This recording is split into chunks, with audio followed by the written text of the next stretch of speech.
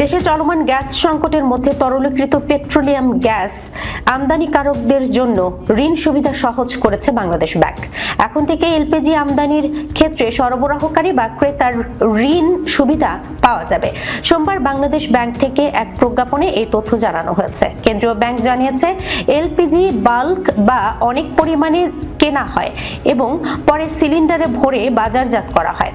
এই প্রক্রিয়া মজুদ, সিলিন্ডারজাতকরণ এবং অন্যান্য কার্যক্রমে বাড়তি সময়ের প্রয়োজন হয়। তাই এলপিজিকে বাণিজ্যিক ঋণের ক্ষেত্রে শিল্প কাঁচামাল হিসেবে বিবেচনা করার নির্দেশ দেওয়া হয়েছে। বিদ্যমান বৈদেশিক মুদ্রা বিনিময় বিধিমালা অনুযায়ী শিল্প কাঁচামাল আমদানির ক্ষেত্রে সর্বোচ্চ 270 দিন পর্যন্ত সরবরাহকারী বা ক্রেতার ঋণ সুবিধা পাওয়া যায়।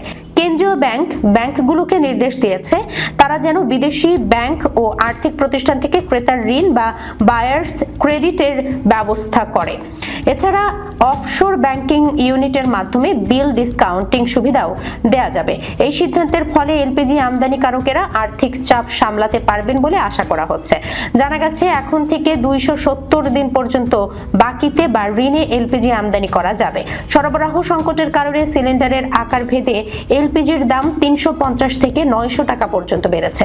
সরকার নির্ধারিত দরের চেয়ে বেশি দামে এলপিজি সিলিন্ডার বিক্রি হওয়ায় ভোগান্তিতে পড়েছেন সাধারণ মানুষ ও ব্যবসায়ীরা।